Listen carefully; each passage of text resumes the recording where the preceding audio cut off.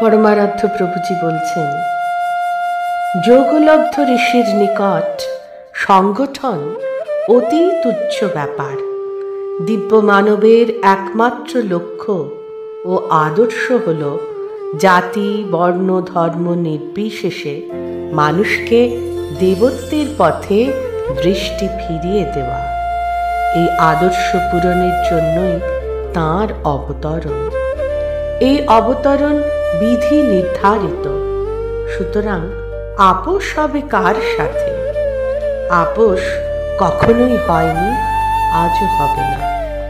যে মহা আবিষ্কার আমার চলার পথের চাবিকাঠি, আমার প্রেরণা, আমার শক্তি, তার গতিরোধ করবেই বা কে?